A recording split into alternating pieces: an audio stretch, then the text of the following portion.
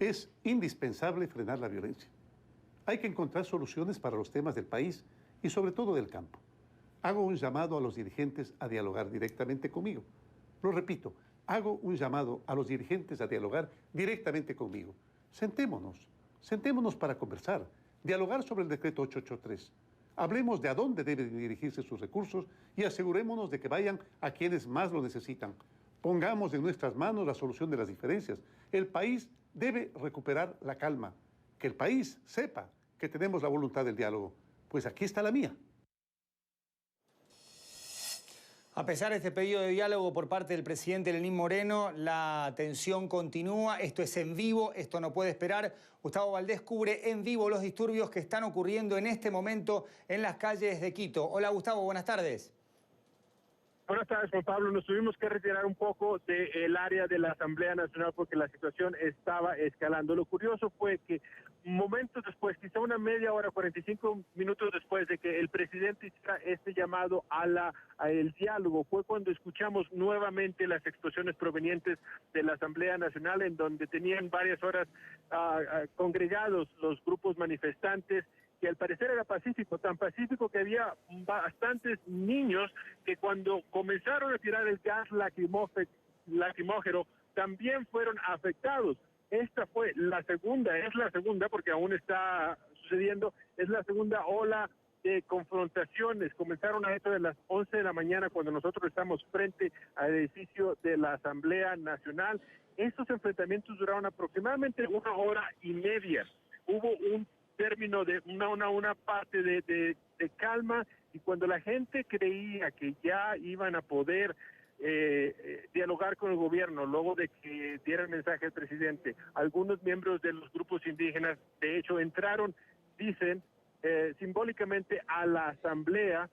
Fue en esos momentos cuando se desató nuevamente la violencia. Vimos varias personas heridas, no solamente con los gases lacrimógenos, que les pegaba la granada, la lata que es el gas lacrimógeno.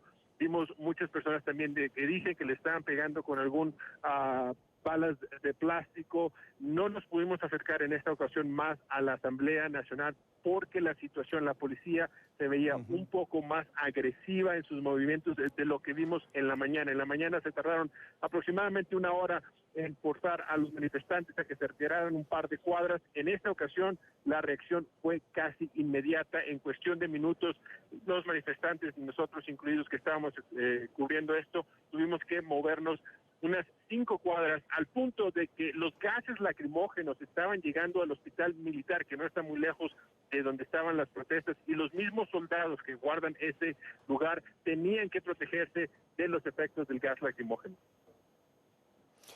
Gustavo, el presidente Lenín Moreno se ofrece a llevar adelante personalmente el diálogo. La respuesta es, primero, con la marcha hacia la Asamblea y al edificio de la Presidencia, y ahora con incidentes aún más violentos. Da la sensación de que hay una escalada. ¿Cómo han intervenido las fuerzas de seguridad mientras el escenario era cada vez más tenso y más violento?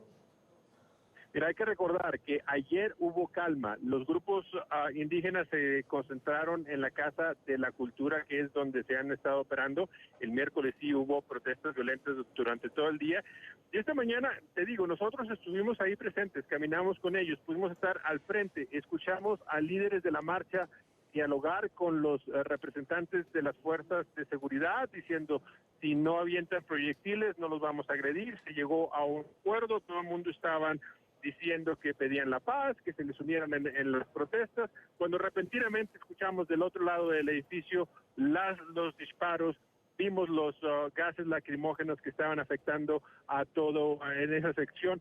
De hecho, por aproximadamente unos 10 minutos, los primeros movimientos fueron muy concentrados a ese lado, pero después algunos de los manifestantes trataron de romper la barrera policial en donde estábamos, respondieron de esa manera, y fue cuando se comenzó a generalizar estos ataques con gas lacrimógeno. En esos momentos la mayoría eran mujeres y hombres que estaban aquí, como te lo decía, en esta segunda ola, como se veía un ambiente más tranquilo, escucharon al presidente dar su palabra o hacer un llamado para el diálogo. Sí.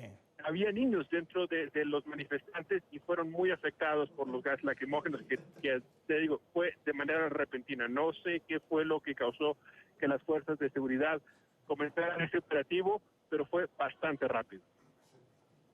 Gustavo, si tuviéramos que comparar el panorama ahora con el de hace media hora, ¿está mejor o está peor? Y desde lo que vos estás viendo allí, ¿cómo crees que va a transcurrir el tramo de la tarde hacia la noche?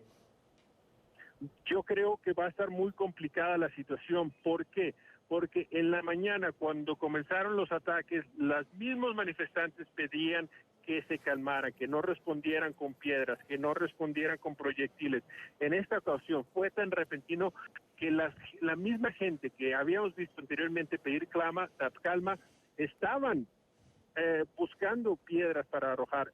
Vimos que utilizaban cócteles Molotov por primera vez en todo el día.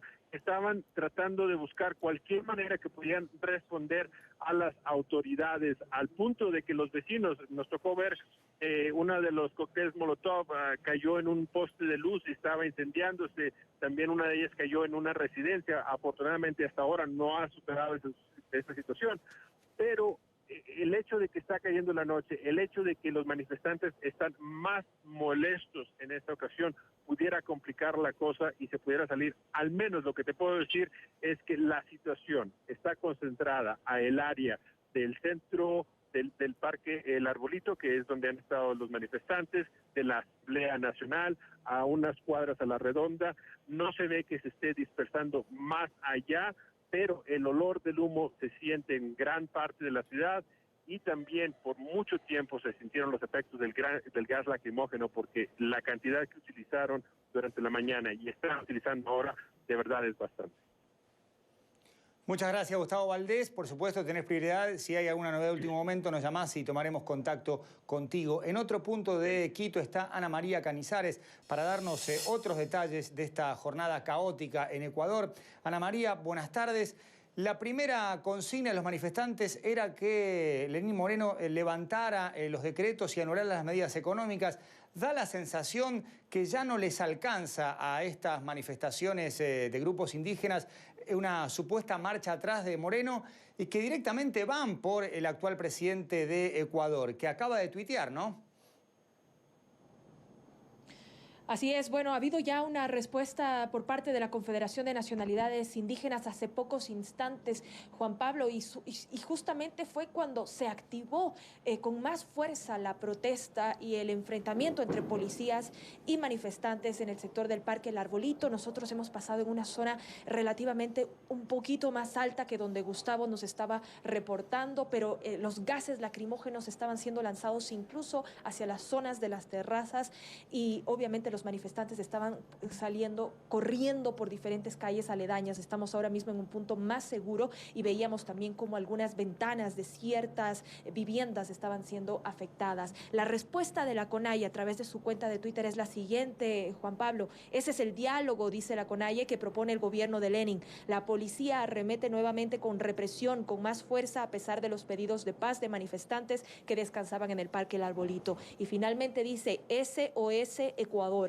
La traición a la policía, militares arremeten contra el pueblo. Momento exacto cuando reinicia la brutal represión en las afueras de la Asamblea, luego de llamada al diálogo. Esta es la respuesta del gobierno. Nosotros también nos pudimos comunicar con la Dirección de Comunicación de la Asamblea Nacional, con el asesor del presidente, César Litardo, quien hizo un llamado a la paz, a la calma y quien descartó que al menos por el momento hayan ingresado manifestantes a la sede misma, al hemiciclo mismo del Parlamento. Sin embargo, ellos rodearon por un buen momento la Asamblea y fue sorpresivo nuevamente el lanzamiento de gases lacrimógenos que, como hemos visto durante todo el día, desde las 11 de la mañana, hora local, empezaron los enfrentamientos con la policía. Esa ha sido la respuesta también de la CONAIE al llamado al diálogo directo que les ha hecho el presidente Lenín Moreno, que hablen directamente con ellos, que se sienten a conversar sobre cuáles entonces son los acuerdos a los que podrían llegar. Sin embargo, Juan Pablo, la situación se complejiza, los días pasan,